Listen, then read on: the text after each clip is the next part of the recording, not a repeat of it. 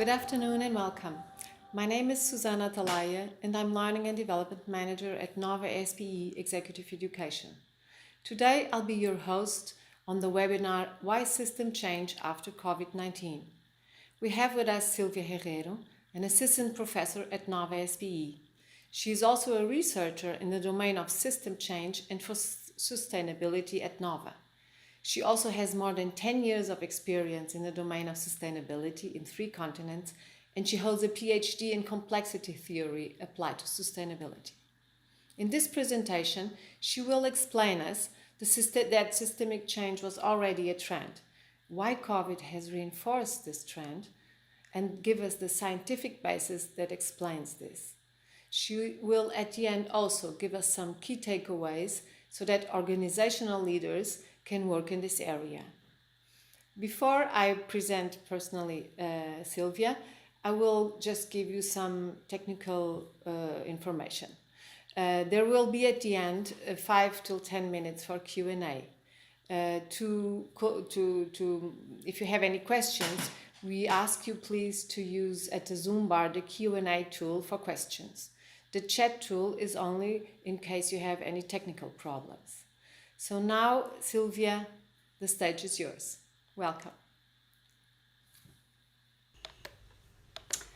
Thank you, Susanna, for this welcome. Thank you, everybody, for being here today and for the opportunity to share this work.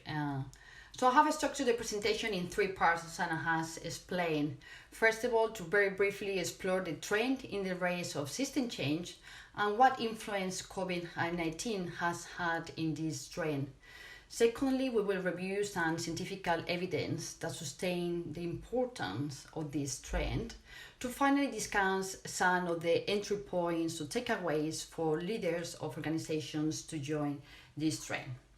I'm going to thank already Andrea for helping me to move into the slides.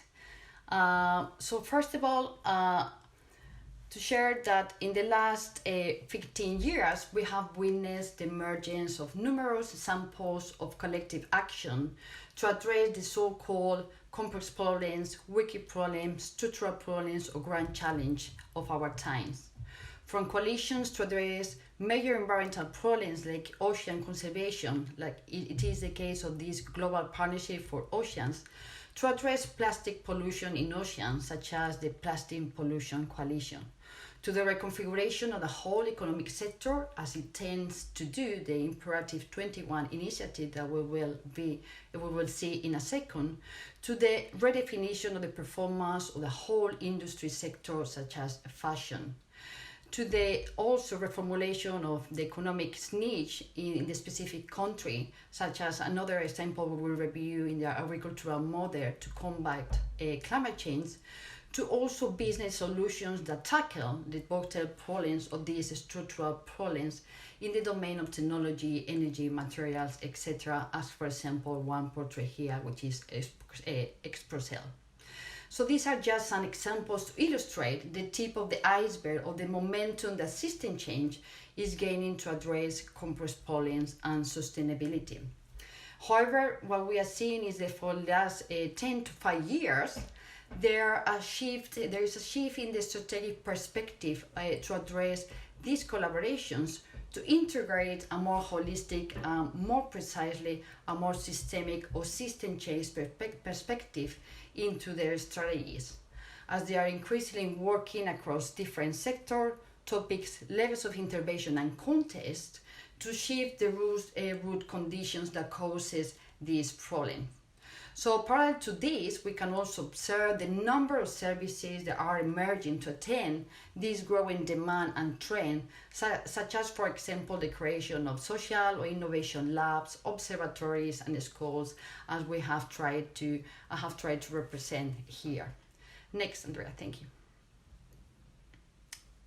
So getting to an example of what these initiatives look like, we have the example of Imperative 21 that says that the imperative of the 21st century is actually to change the system. So for that, they intend to reform capitalism, to work for all and in all of us and in the long term. So this is a business-led, cross-sectoral coalition working to align incentives and shift culture so capitalism works for the benefit of all the stakeholders. So together and with other partners, this coalition, they are supporting business and finance leaders so they can get ready to turn the bold promises of a new corporate purpose into meaningful actions. Moving into the next example, we have the Sustainable Apparel Coalition. This is another example that shows, created in 2010, so that the gathers is a coalition that gathers the apparel, the footwear, and the textile industry as a leading alliance to reformulate the sustainable production.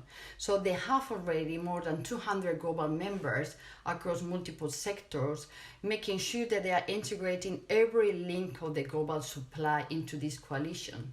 So together they collaborate to create a more meaningful, sustainable change within the apparel, the footwear, and the textile industry chain. So together, overall, they have a revenue that exceeds the $500 billion. So what they state this coalition is that by joining forces into a coalition, we can address the urgent systemic challenges that are impossible to change alone. And moving finally into a third example into the next slide. Thank you, Andrea. We have another more, moving from the global to the international, another to bring you a national example of what these coalitions look like. We're moving into Canada to talk about the Farmers for Climate solutions. And here in Canada, for agriculture, they show that 12% of the Canadian greenhouse emissions come from the agriculture sector. So they understood that the climate crisis is also an agriculture crisis, sharing the same causes, therefore sharing the same solutions. So they're trying together to create a symbiotic equilibrium where agriculture can mitigate climate change as climate-friendly practices can benefit farmers. So these farmer-led campaigns are trying to make agriculture part of the solution to climate change. So these are examples. Moving into the next slide. Thank you. These are examples that show the international trend that can we observe, so that intend to represent the momentum that system change is gaining currently, building up to the results obtained in the previous stages of models, moving from the individual action to a more collective action, and where we are discussing today, we are witnessing an emergence of momentum being created into the systemic change in models. Moving to the next slide. So what are the signs that we observe as part of this trend? So on one side, what we can observe from these previous examples, that the people have the feeling that we are part of the problem as well as we are part of the solution. So this is one of the reasons why system change is gaining increasing interest as part of the way, as a way to address sustainability and tackle complex problems. So there is a general feeling that we can't do it alone anymore.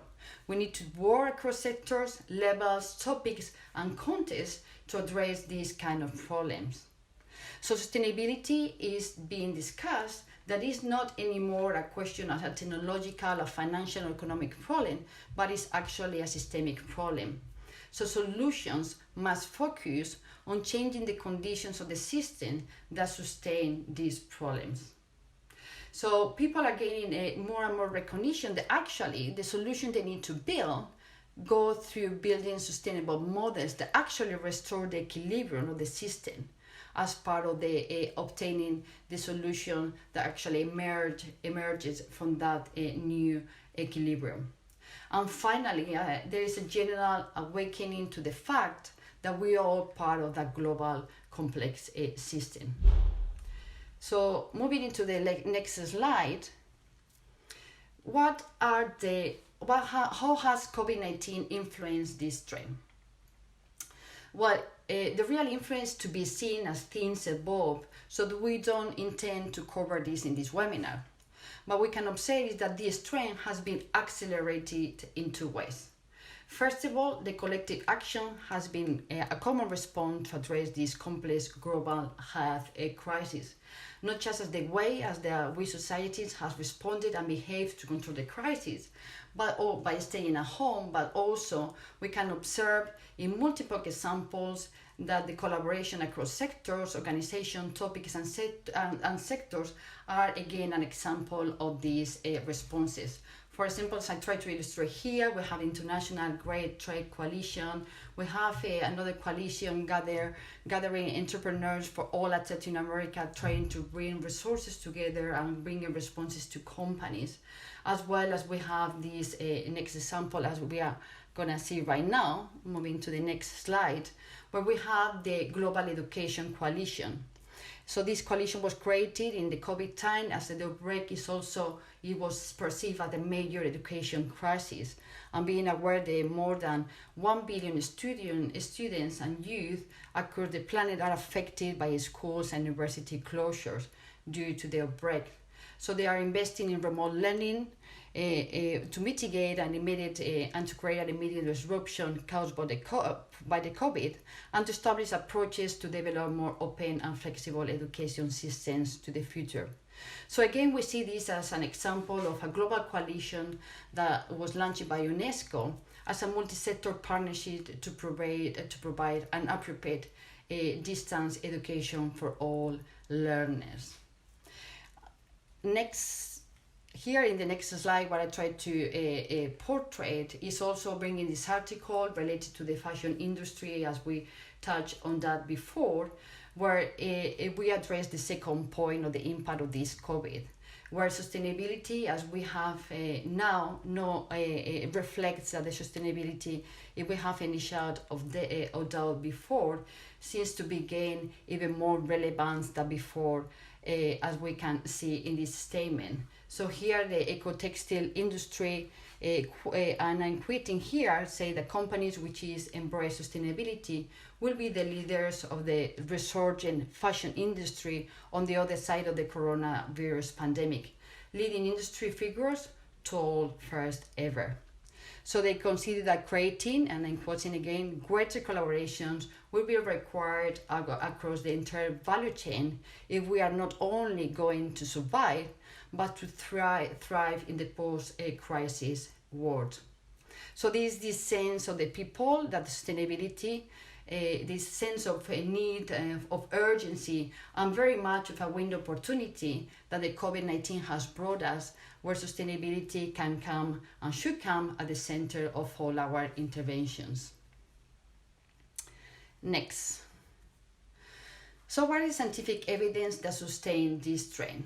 That system change is an opportunity to create sustainability. Moving into the next slide, we see that research undertaken in the field of complexity theory applied to sustainability shows how the business as usual strategies lead to building systems that are increasingly complex, measured by the level of elements that there are in the system, but also by the level of the number of interaction in the interdependencies within it. So these elements could be people, organization, norms, etc. So what we see that this model is not building synchronization within the system through the number of the strategies that are able to align, to coordinate, and to come toward on a common focus to bring together these elements. So as a result of this, what we obtain is that a small event like the outbreak of the COVID-19 can be transmitted and amplified across the system at an exponential rate, which is actually the pattern in complex systems, far beyond the time, place, and scale of the initial perturbation. So as a result, what we obtain is that we have a low capacity to respond to this event, as the system shows this VUCA terminology that we are all very familiar with, which is that we have features where we display that we are very vulnerable, we live in uncertain times, we actually dealing with a level of complexity which is very hard for us to manage, and things become very ambiguous to us. Next. As we move into this research on the other side shows that when we're working to build sustainable models as part of the increase or decrease of the complexity according to the context conditions, what we are building is actually a higher level of synchronization in our socio-political, economic and environmental systems, as we are actually working to align across sectors, across topics, across level of intervention in the system, and we are working with a common focus, which is actually to create sustainable models. So as a result of this, what we obtain is the system shows other emerging properties which are different from the ones what we saw before, and here we can observe that the levels of resilience, adaptability, robustness and innovation actually are in the rise. So that's why we talk that sustainability lies in a point of equilibrium when we have a high level of complexity, but also we have a high level of synchronization. So this in return what gives us actually is a higher capacity to respond collectively to any event that comes through the system. Next. So moving into the third part of the presentation, what are the implications that this trend can have for organizational leaders, and what are the takeaways that they can bring home to be part of this trend? Next. So first of all, the most important thing is actually to assume that this is not an individual game anymore. Here we are talking about a team game. And as we saw before, we can't do it alone anymore.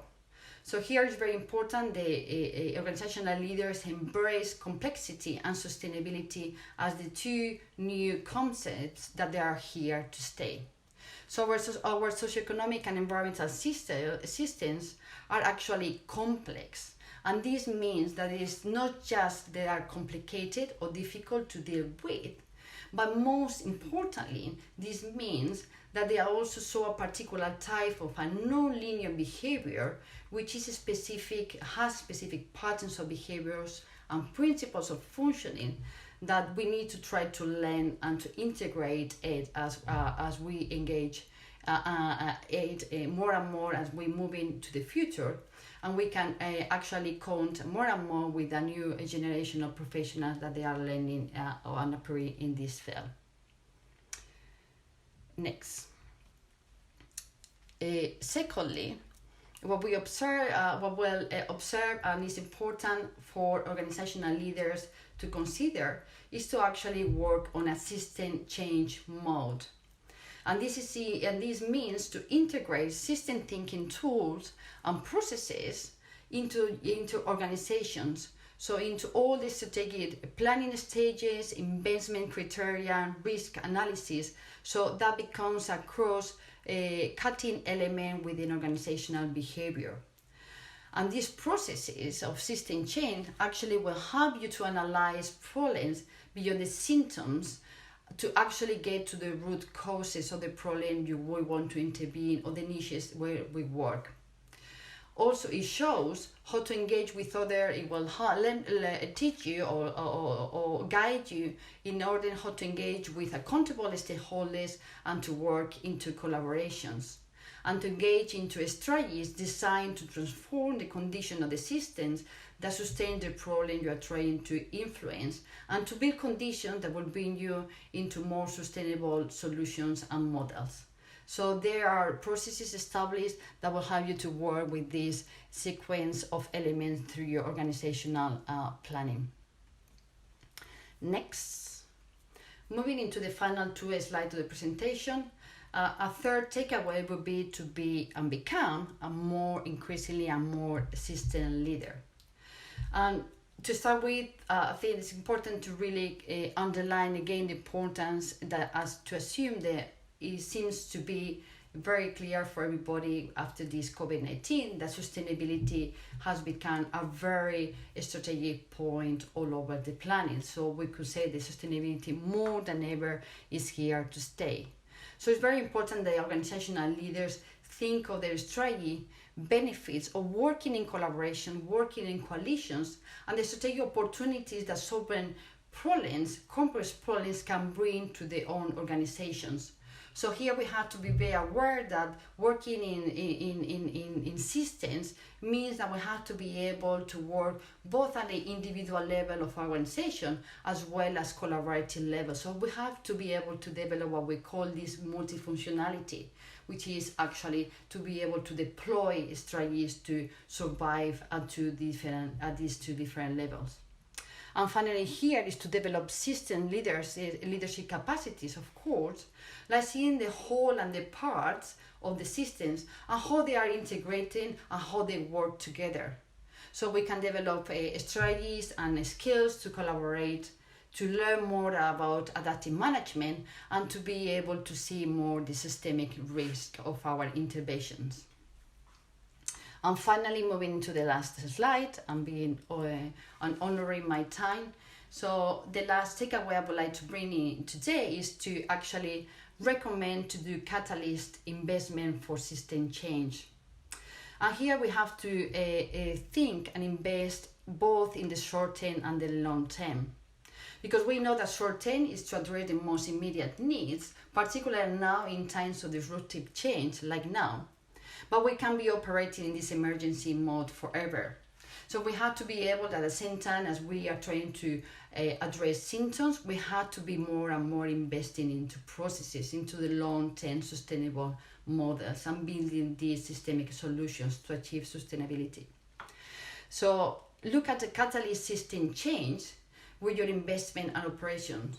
So as we invest into creating new solutions to problems, it's very important that we think systemically and we try to invest in this catalytic approach, trying to leverage other resources to things that are actually necessary either to unlock the bottlenecks, to implement the strategies, the solutions we want to implement, or to leverage the opportunities to build new systemic models. And finally, as a final point, the importance of working and building trusting to work in processes, which is very important. As I said before, people talk about two stages in system change. One first stage, which I call silos change, which is system change occurring within our productive systems like economic, our social, our political systems, but also working as second stage into large system change transformation.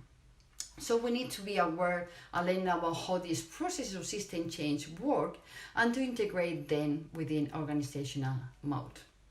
And with this, I thank everybody for the attention, and I pass the attention to Susanna. Thank you. Thank you very much, Sylvia, for your presentation. Very interesting. We have here two questions I would like to address you. The first one, there is a debate that COVID-19 is challenging to achieve the commitments of SDGs. How does this come into your debate? Yeah, I think that's a very important question, Susanna. Thank you for the question. I think we can actually observe that there is this two-speed mode in relation to sustainability, in the sense that people and the impact of COVID has created the need to have an immediate response to attend to the needs of this health crisis. So this is going to compromise eventually the commitments that the organization has taken in relation to the Sustainable Development Goals. However, as I try to bring through in my presentation, there is no doubt of that sustainability seems to be more than ever a focus for all organizations to look at to the future.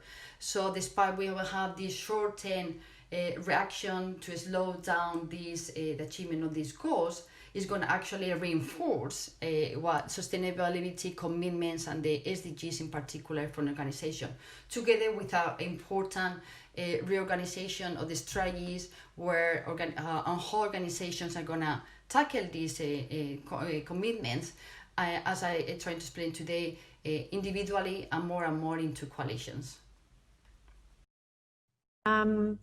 When we talk about complexity or complex systems, what does this actually mean?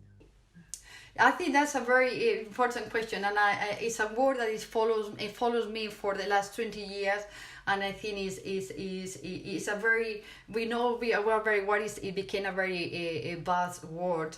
And actually the way I like to put it in this on this topic is actually complexity. We are very familiar with the word to be an adjective, to be, as I say today, a way to actually define a degree of difficulty to actually do something. But what is important for everybody to understand, the complexity actually is a noun.